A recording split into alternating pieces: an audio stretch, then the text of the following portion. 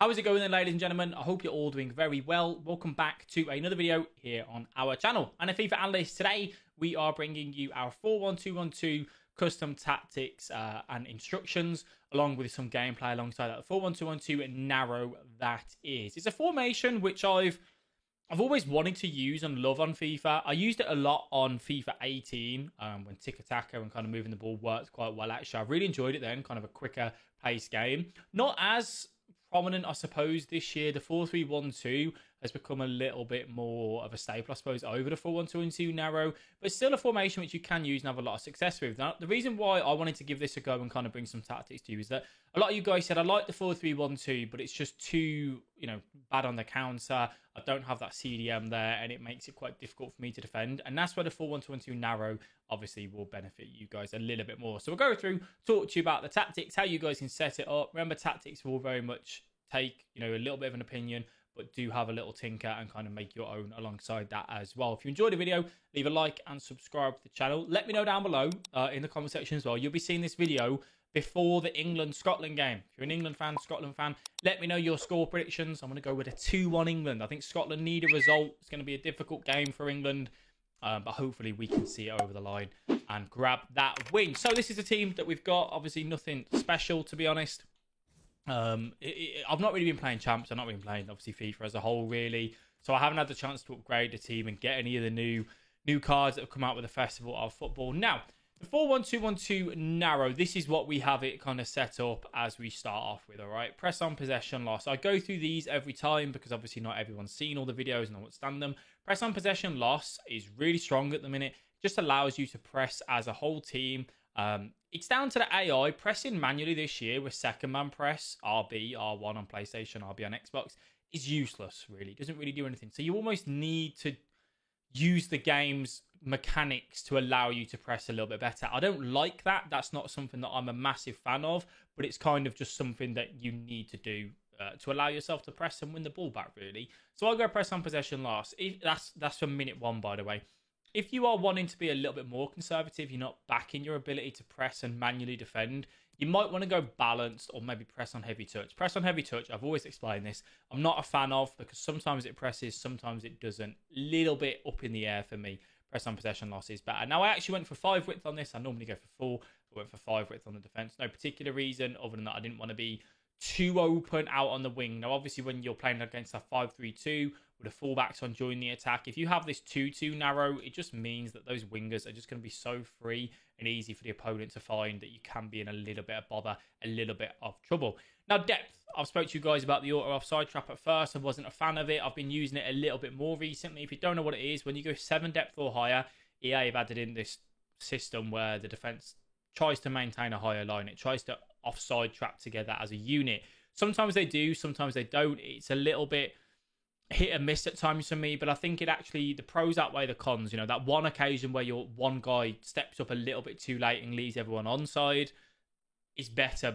You'll put up with that because the times when your team does press up and catch someone offside or press up and you win the ball can actually be really, really beneficial. So it takes a bit of time to get used to, but give it a go. See what you think of it. If you're not a fan, then you can obviously go with like the normal 5 depth if you want to. Let's move all back into there, shall we? And that's how it is. So, offensive style. This is one that, for me, this year, I've hated using long ball. Like, I don't like the long ball, kind of meta, let's say, of looking for the 3 balls in behind, but it's just something you have to do. Attacking AI is woeful this year.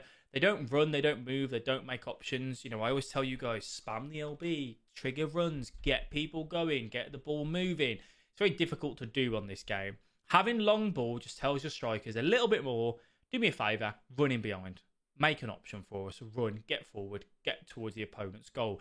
Fast build-up is one that I used to use on FIFA 18. I used to have, when obviously it was the old tactic system, but FIFA 18 was fast build-up for me because your team moved up as a unit, the midfielders moved up, and it worked really, really well. I really enjoyed fast build-up, but this year, I'm just not a fan of it, to be honest with you. Possession in the 4-2-3-1 is something that I used to run, but again, because of attacking AI, just getting nerfed and nerfed and nerfed, just feeling like they don't ever offer anything. They're so stale in attack. Long ball just helps kind of initiate that. Do remember though to carry on using that LB, that L1 button to trigger those runs because it is crucial for you.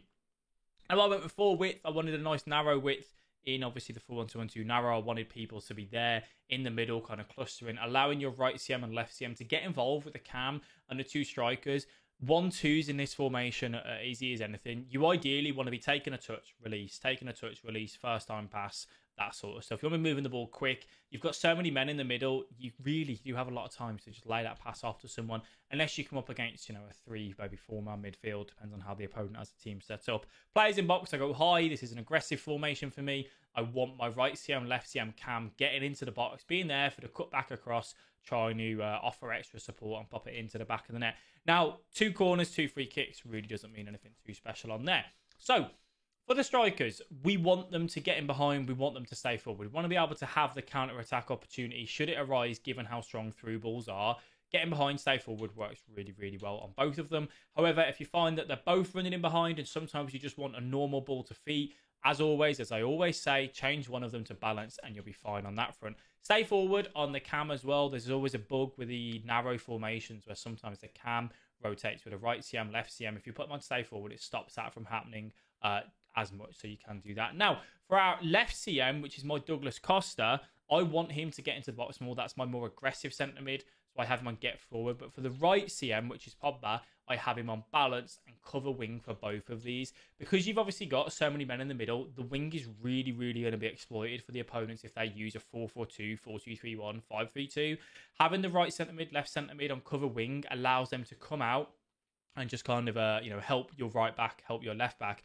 Do be mindful though, your CDM is going to have a very hard time in this formation, same as in the 4-3-1-2, purely because the right CM and left CM may as well not be there when you're defending. They are absolutely useless. They do not come and trap back. They do not help out in defence. You are going to be trying to cover the cam, the 2 strikers, the cam and the striker, whatever, with 1 man. So bear that in mind. Try and use your right stick switching. Try and use your LB to obviously change players. Get your right centre mid, left centre mid back. Get them back into position and then constantly switching between the 2. Cut passing lane, stay back while attacking, cover centre.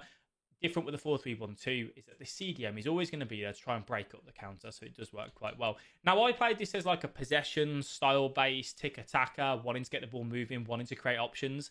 Stay back while attacking on the fullbacks is fine because obviously you're not then going to be caught on a counter as much, but do use them, do bring them forward, do get them involved. So many of you guys don't use your fullbacks in the attack, which is just going to leave you a little bit stale, really. So we'll go ahead and jump into some gameplay now. So you will lose my lovely face, unfortunately. But we're just going to show you some examples of how the 4-1-2-1-2 narrow works, how you can implement it into your game, and how you can have it. Is it a formation that you can run from minute 1? Absolutely. The 4-1-2-1-2 narrow does allow you to do that. Same for the 4-3-1-2. But it does come to how you defend and how you attack.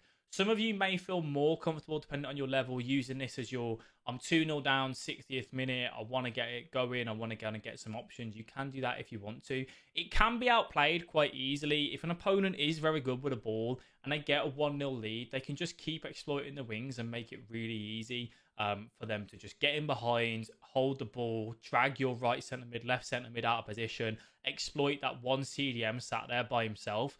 So do take that into account when you are using the formation as well. It probably is best for you to use it in situations where you feel like you may have the upper hand, you may be better than the opponent. Because of how many men that you do have, if you've got the ability to use skill moves, read your passes, move the ball around and all that sort of stuff, the 4-1-2-1-2 narrow will be very easy for you to create chances in weekend league and kind of score goals. It is a very attacking formation, a little bit differently set up, as I said, in comparison to the 4-3-1-2. You can tweak some of the defensive styles, as I said, to balance, to make it so it's not as aggressive and not in the opponent's face. It does all come down to you and kind of how you want to play it and want to use it as well. All right.